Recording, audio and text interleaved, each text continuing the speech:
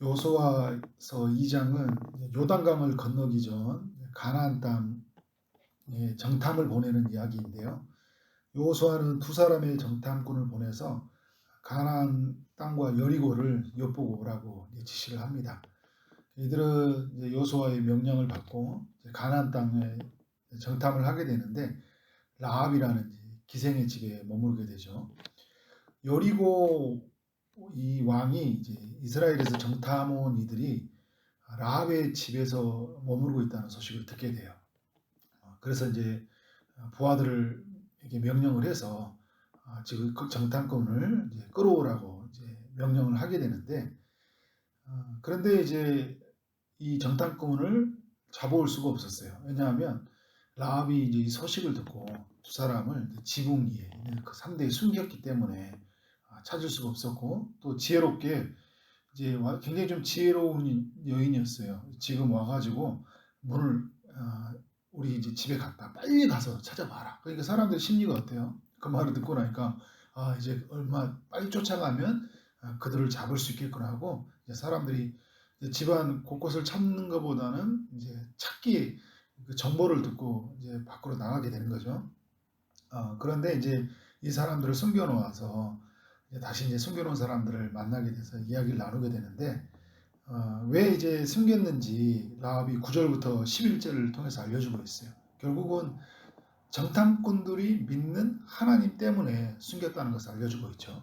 하나님이 누구인지 9절부터 11절까지 하나님이 어떤 일을 하시는 분인지 이 라합에게 그런 하나님에 대한 인식, 하나님에 대한 믿음이 있어요.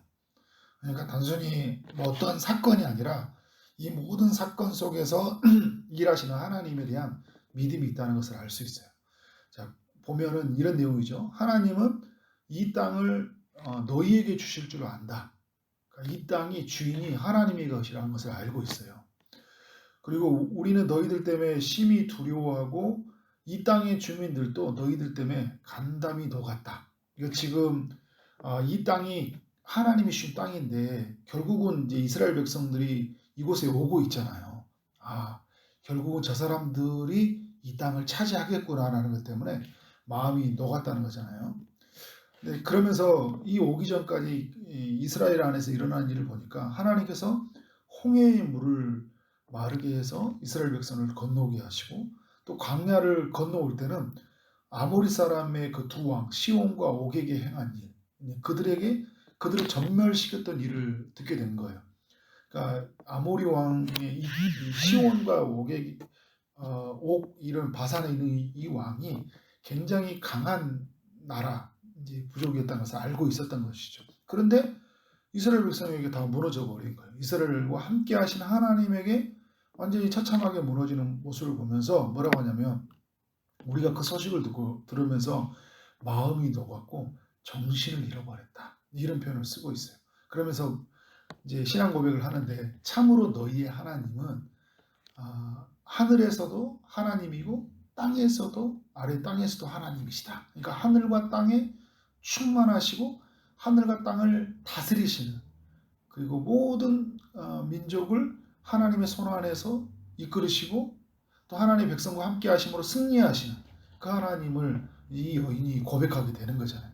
그러니까 그 하나님에 대한 인식, 그 하나님에 대한 고백, 이런 고백을 이 두 명의 정탐꾼 앞에서 하고 있는 거죠.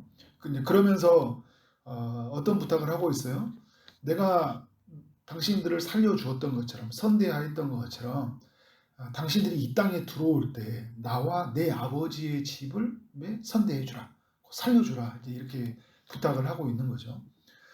두 명의 이제 정탐꾼으로부터 이제 살려준다는 약속을 받게 돼요. 라합이 쭉 이야기의 흐름을 보면, 그러면서 이제 어떤 이야기를 하게 되냐면, 안전하게 돌아오도록 하기 위해서 창문을 이제 내가 창문에다가 줄을 달아 내려줄 테니까 산으로 가서 3일 동안 있다가 뒤쫓는 자들이 없으면 이제 어떻게 해요? 뒤쫓는 자들이 없으면 돌아가라. 너희의 길로 돌아가라. 이렇게 이제 이야기를 하고 있어요. 정탐꾼들이 이제 라합의 이야기를 들으면서 세 가지의 이야기를 하게 되는데, 정탐꾼들이요. 우리에게 내려줬던 줄처럼 이 창문에 붉은 줄을 매달아 놓아라. 그리고 온 가족이 함께 모여 있어라.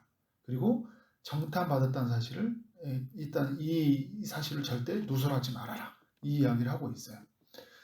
이제 정탐했다. 이제 그 말은 이제 어떻게 할까요? 이제 마지막에 임박했다는 이야기를 알려주지 말라는 이야기잖아요. 그래서 이 이야기를 하고 이 약속을 받고 돌아가게 되는 거예요. 여인의 편에서 보면은 굉장히 위험한 일이었죠. 왜냐하면 지금 왕이 정탐으로 한 사실을 듣고 왔잖아요. 그리고 이제 그 왕에 있는 보내는 받은 사람들이. 근데 만약에 이 사람들이 도망을 가게 될 때 지역 주민 사람들 중에 한 명이라도 봤다면 라합의 집에서 나오고 있던 데 이야기가 들려오면 이 여인은 누구한테 죽는 거예요? 요리고 왕한테 죽는 거예요. 그런 위험을 감수하고 이 정탐꾼을 살려는 이야기를 우리에게 보여주고 있어요. 여러분 왜 지금 이제 가나안 입성 전에 성경은 이 기생 라합의 이야기를 우리에게 들려주고 있냐는 거예요. 가나안 땅은 이스라엘이 이제 40년 동안 기다렸던 장소이거든요. 이스라엘에게 주시기로 한 땅이에요.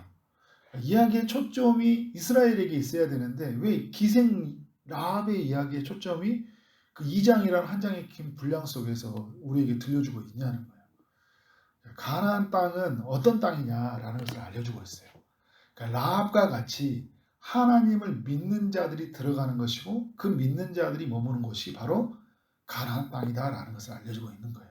혈통적으로 아브라함의 후손이라고 해서 이스라엘의 자손이라고 해서 다 가나안 땅에 들어가는 것이 아니라 라합과 같은 믿는 자가 하나님을 믿는 자가 이 가나안 땅에 들어간다는 것을 요단강을 건넌다는 것을 알려주고 있는 것이죠.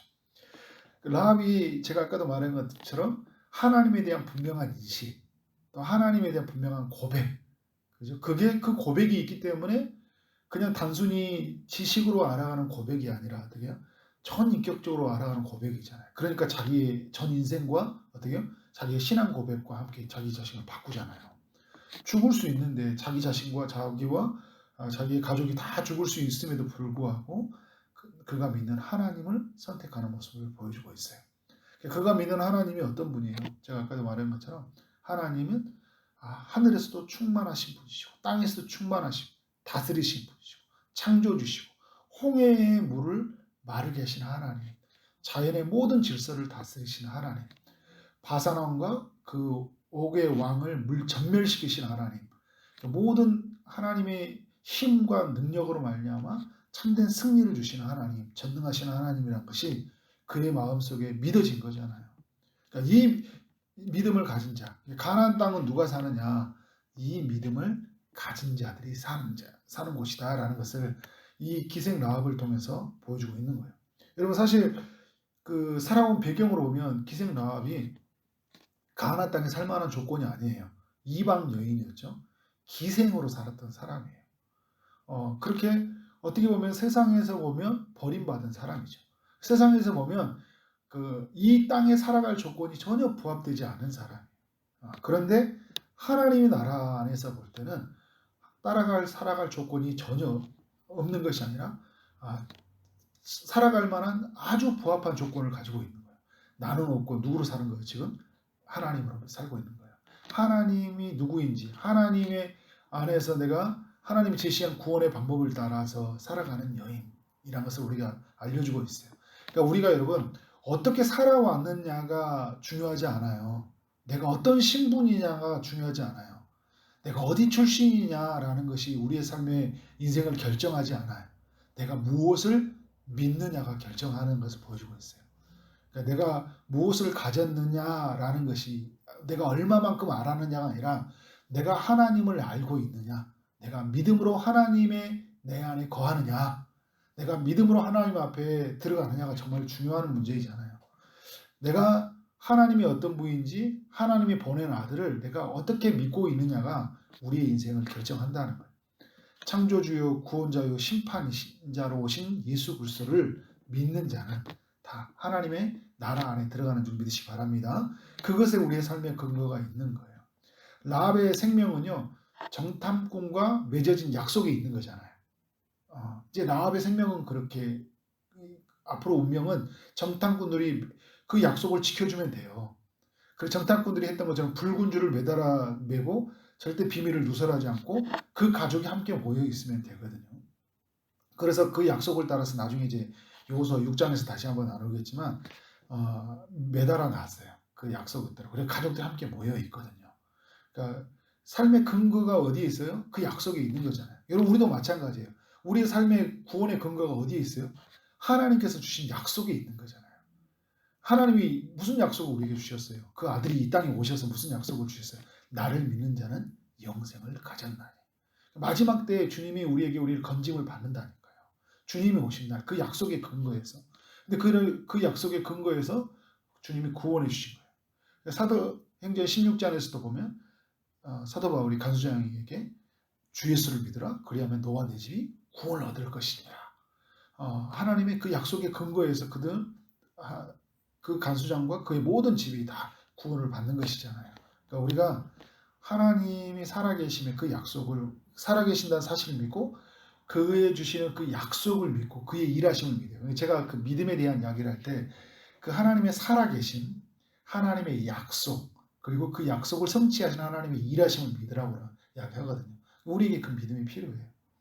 그 약속, 그러니까 그 안에 있는 사람들에게 우리에게 뭐예요? 하나님의 신실하신 그 일하심을 따라 우리는 하나님의 역사를 보게 될 것이다. 우리 하나님의 구원, 하나님의 인도, 하나님의 승리, 하나님의 응답, 하나님의 일하심들을 우리 모두는 보게 될 줄 믿습니다. 여러분 기억해야 돼요. 이 라합 한 사람으로 말미암아 누가 복을 받았어요? 그 가족이 복을 받았어요. 여러분 우리가 한 사람의 믿음으로 세웠을 때 그 가족, 우리의 가족이 하나님 앞에 하나님이 복이 흘러가도록 일하신다니까요. 그러니까 이제 나라는 한 사람 예수 앞에 서 있게 되면서 믿음으로 서 있을 때 우리의 가족이 나를 통해 누구를 보게 되는 거예요? 하나님을 보게 돼요. 내가 구하고 찾고 두드리는 것이 사람들이 찾고 두드리는 것이 아니라 하나님이 하늘과 땅과 충만하신 하나님을 듣고 나갔을 때 내게 있는 가족과 내 주변에 있는 사람들이 그 하나님을 만나게 되잖아요. 그 하나님으로 초대되게 돼요. 그래서 그 하나님을 만나도록 하나님이 나를 세우셨는데 그들이 내 고백에 있는 하나님이 그들에게 흘러갈 때 그들에게도 복음을 듣게 되고 복음을 보게 되고 그래서 복음을 고백하는 일이 여러분에게 있을 줄 믿습니다. 그런 면에서 여러분 우리가 믿음으로 든든히 세워가는 삶이 되어야 된다는 것이죠. 우리 모두가 그러한 삶으로 살아가길 원합니다. 라합과 같은 삶으로 정말 하나님 앞에 믿음으로 신실하게 오늘 하루를 평생을 살아가기를 주 이름으로 축원합니다. 아멘.